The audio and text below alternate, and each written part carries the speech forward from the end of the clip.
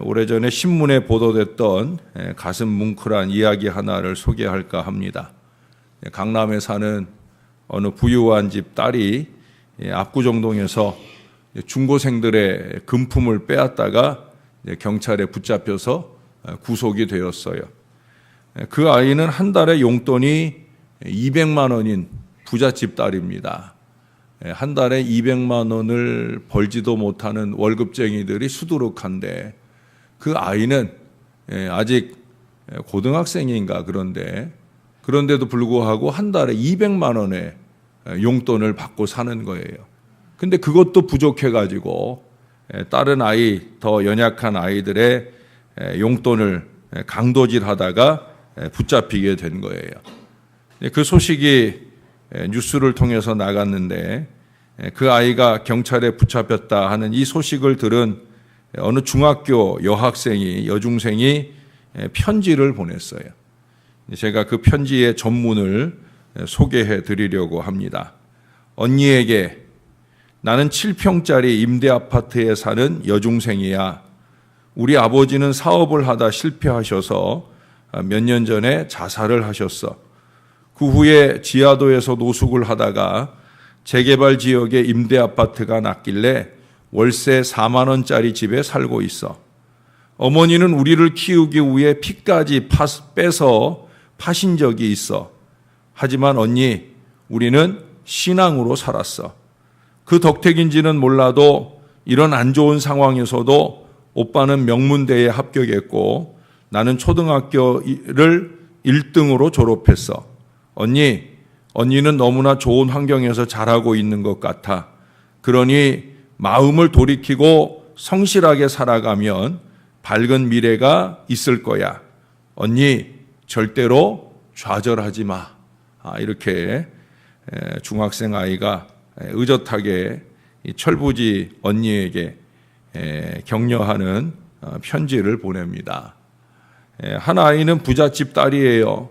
그야말로 남부러울 것 없이 갖출 것 다 갖추고 사는 그런 삶인데도 불구하고 불평불만뿐입니다. 막가는 인생을 살고 있어요. 사는 것이 무엇인지 모르니 그럴 수밖에 없겠다 하는 그런 생각을 하게 되어집니다. 반면에 월세 4만 원짜리 이 아파트에 사는 여중생에게는 손에 가진 것 없지만 그녀에게는 소망이 있다는 사실이죠. 무엇이 이런 차이를 만들었을까? 그건 다름 아니라 바로 믿음입니다. 믿음의 차이예요. 그 안에 있는 믿음이 환경에 눌리지 않는 그 정신을 만들어낸다는 거죠. 아무것도 가진 것이 없다 할지라도 하나님이 주시는 믿음을 붙들면 전혀 흔들림 없이 놀라운 미래를 열어갈 수가 있는 거예요. 결국 믿음의 문제예요. 믿음의 차이라고 말할 수 있을 거예요. 믿음 없음은 할 수 없음이요. 믿음 있음은 할 수 있음입니다. 할 수 있다고 말하는 사람, 한번 해보자고 말하는 사람, 그런 사람은 믿음이 있는 거예요. 아무리 교회 안에 대단한 직분을 가졌어도 할 수 없다 말하기를 즐겨하는 사람, 하지 말자고 말하는 사람은 믿음 없네 라고 말할 수 있다는 거예요. 여러분, 오늘 본문을 보니까 솔로몬이 성전을 건축한 곳은 믿음의 역사를 간직한 곳이에요. 하나님이 그냥 아무 곳에 하나님의 전을 세우는 게 아니라는 걸 알게 됩니다. 믿음의 역사가 그곳에 있다는 거예요. 1절에 보시면 솔로몬이 예루살렘 모리아 산에 여호와의 전 건축하기를 시작했다. 모리아 산이 어떤 곳입니다? 어떤 곳입니까? 모리아 산과 관련된 믿음의 사람을 꼽자고 하면 여러분의 머릿속에 누가 떠올라요? 바로 믿음의 조상인 아브라함이 떠오를 거예요. 아브라함이 떠오르지 않으셨으면 오늘 집에 가셔서 창세기 22장을 집에 가셔서 꼭 읽어보세요. 모리아 산 그러면 적어도 아브라함이 떠오를 정도의 수준은 우리가 돼야 됩니다. 여러분, 아브라함은 이 모리아 산에서 자기 아들 이삭을 하나님께 제물로 바쳐 드리려 했어요. 하나님께서 이삭을 제물로 바치라 할 때 그걸 거부할 만한 충분한 이유가 아브라함에겐 있었잖아요. 10명의 자녀가 있다 해도 그중 하나를 바치기 쉽지 않은 일인데 아브라함에게는 나이 100세 때가 되어서야 간신히 얻은 자식 이 이삭 하나뿐이에요. 그에겐 나중에 또 나면 된다 할 수 있는 가능성도 남아있지 않잖아요. 그 이삭을 가질 때도 그 이삭을 갖게 될 거다, 내년에 태어날 거다 이런 얘기가 사라에게 들려질 때 사라가 웃었잖아요. 왜? 너무 어이없는 얘기니까. 근데 그 아이가 태어나서 이제 좀 자라서 이제 사람 모양 갖추었다 싶을 때 하나님이 내놓으라는 거예요. 드리라는 거예요. 이제 더 내 육신이 또 다른 자식을 기대하기 어려운데도 불구하고 아브라함은 이 무모한 요청을 하신 하나님을 마음껏 원망하며 거부해도 누구도 그에게 돌을 던질 사람이 없었을 그 상황인데도 불구하고 우리가 잘 아는 대로 그는 이런 방구 토를 달지 않아요. 뭐 이러니 저러니 말하지 않아요. 오히려 다른 때보다 더 일찍이 일어나서 이삭을 데리고 이 순종의 산 모리아로 갑니다. 모리아는 그런 곳이에요. 순종의 믿음의 역사가 있는 바로 그런 산이에요. 하나님은 그런 순종과 헌신의 아브라함을 위해 제사에 쓰일 양을 예비해 놓으셨지요. 믿음의 조상이라고 하는 축복의 이름을 준비해 두셨습니다.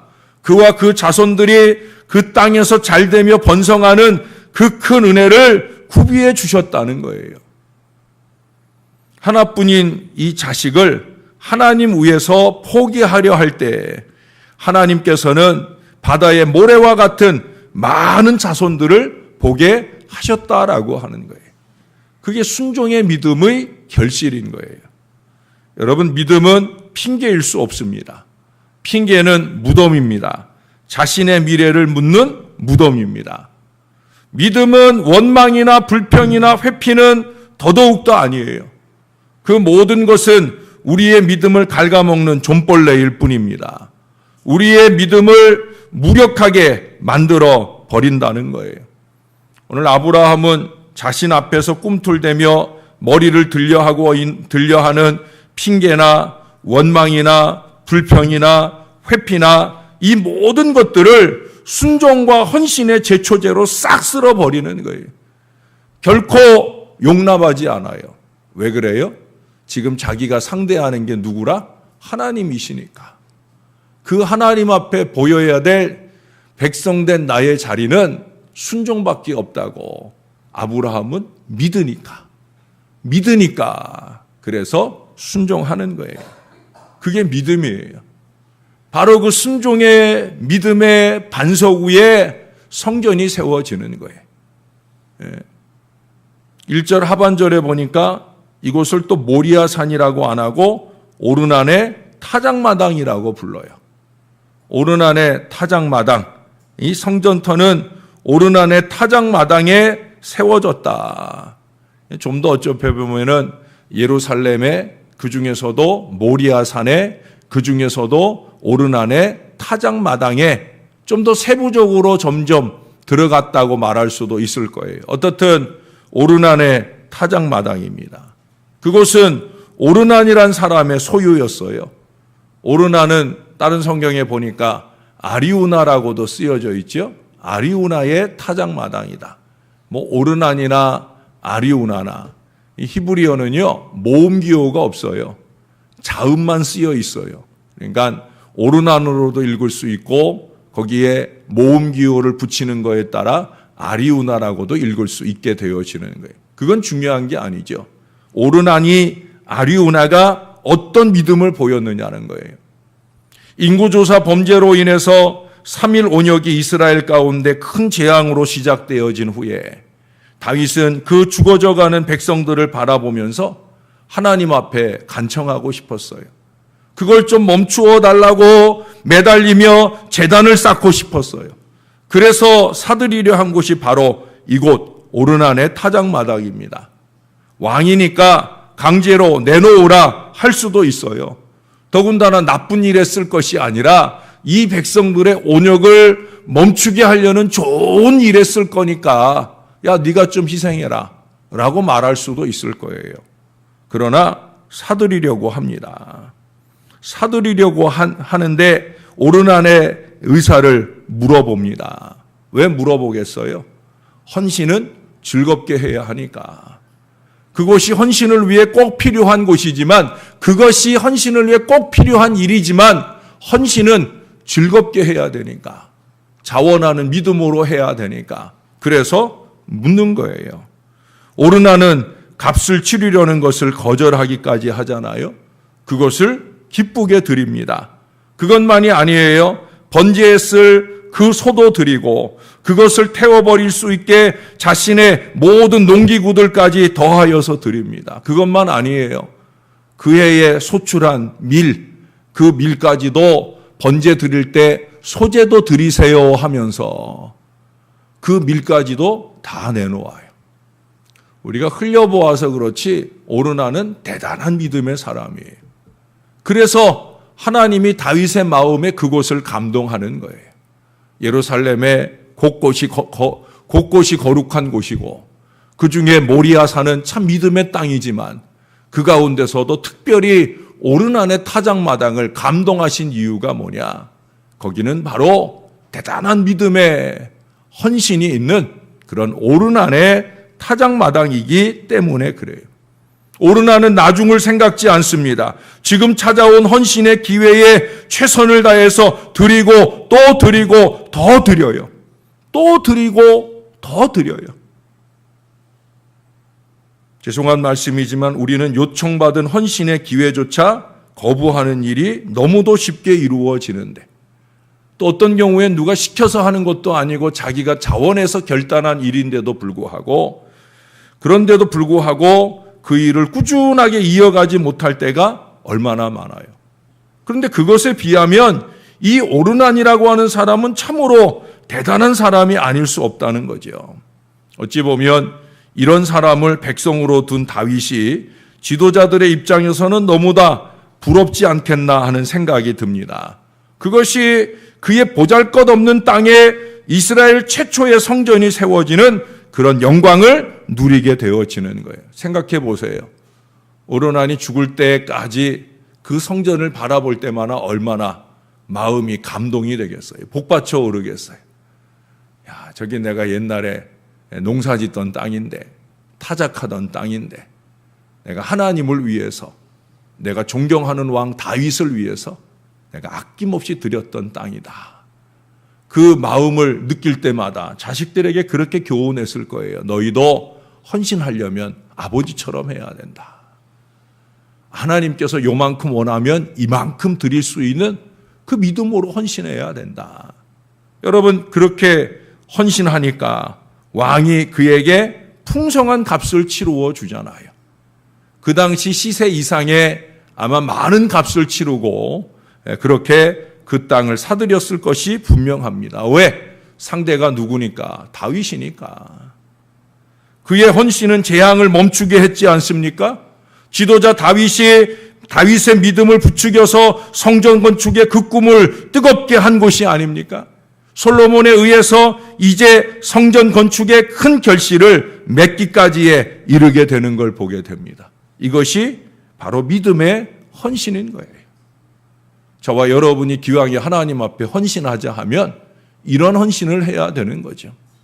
정말로 나를 부르신 부르심이 하나님에 의해서 이루어졌다고 하면 나를 부르신 그 하나님 앞에 내가 헌신할 때 적당히 대충이 아니라 더하고 또 하는 그런 헌신의 역사를 이어가야 된다는 거예요. 왜? 헌신은 새 역사 창조의 출발점이기 때문에 그래요. 솔로몬 성전은 이처럼 순종과 헌신의 믿음으로 역사적 흐름을 이어온 곳에 세워졌어요. 우리 신월제일교회가 있는 이 성전은 그런 역사적 훌륭한 흐름들이 이어진 곳입니까? 어제 친구 목사 한 사람이 갑자기 찾아왔어요. 반갑게 만난 그 만남 속에서 우리 친구가 그러더라고요. 야, 교회가 되게 아름답다. 응? 그래서 제가 창밖으로 저쪽에 있는 건물과 저쪽에 있는 건물과 우리 건물이 같은 건물이다. 모양을 보니까 친구가 정말 똑같네 그러더라고요. 그래도 그 친구의 눈에는 우리 교회가 아름다운 성전으로 보여진 것이 얼마나 감사한지. 그러나 여러분, 성전이 아름다운 게 중요한 게 아니죠. 얼마나 이곳에 아름다운 좋은 건축물을 지었느냐 하는 게 중요한 게 아니죠. 우리 교회는 사실 지금 아름답지 못하잖아요. 왜? 여기저기 자꾸 이제 교회 건물이 오래돼가지고 여기저기 자꾸 고장도 나고 문제도 생기고, 어떻게 보면 건물 자체는 아름답지 않을 수 있어요. 그러나 무형교회인 신월제일교회는 저와 여러분의 믿음에 따라 얼마든지 아름다워질 수 있는 줄로 믿습니다. 여러분 아시나 모르지만 우리 교회가 여기 들어온 지 올해가 만 10년 되어요. 자, 10년의 역사를 돌아보셔요. 10년 전에 이곳에 들어올 때 이곳에 있었던 교인들이 아마 대부분일 텐데, 그 10년의 역사를 이어오는 동안 우리 교회는 순종과 헌신의 아름다운 신앙의 여정을 이어왔었는지 여러분들이 돌아보셔요. 저보다 7년을 더 이곳에 있었으니까. 사랑하는 여러분, 우리 교회도 다른 어떤 것보다 순종이나 헌신의 전통이 아름답게 세워지는 우리 교회가 될 수 있기를 소원합니다. 저는 이 일을 위해 기도하고 있고 앞으로도 기도할 거예요. 여러분들도 마찬가지여야 돼요. 교회가 교회되면 다른 거 없어요. 오늘 성경이 예루살렘 성전이 세워지는 자리에 보여지는 이 믿음의 역사를 통해 교회의 교회됨은 뭐냐? 순종과 헌신을 통해 교회는 교회되는 거예요. 저와 여러분이 드려지는 순종과 헌신이 하나님 앞에 얼마나 아름다우냐에 따라 교회는 교회 되어지는 거예요.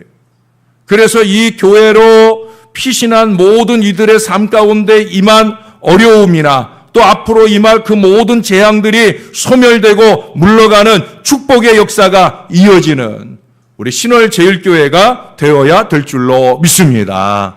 우리 한 구절만 더 상고하고 말씀을 마칠게요. 7절 마지막에 보면 벽에 그룹들을 아로 새겼더라. 이 그룹들이라는 게 뭐예요? 예? 그룹이 뭐예요? 천사예요, 천사. 천사를 아로 새겼다는 거예요. 벽에 천사의 모양을 그려 넣었다는 거예요. 왜 천사의 모양을 그려 넣어요? 그곳에 하나님이 임재해 계시니까. 천사가 뭐예요? 하나님이 계신 곳에는 어디든지 가서 하나님께 수종드는 영물이 바로 천사예요. 자, 여러분들에게 한번 묻겠습니다. 우리 신월제일교회 하나님이 계셔요, 안 계셔요? 정말이에요? 정말입니까?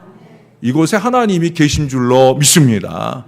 하나님이 임재해 계셔요. 우리가 세상에서는 하나님 없는 것처럼 살지라도 여기 교회예요, 교회. 이곳에 우리 하나님께서 임재해 계신 줄로 믿습니다.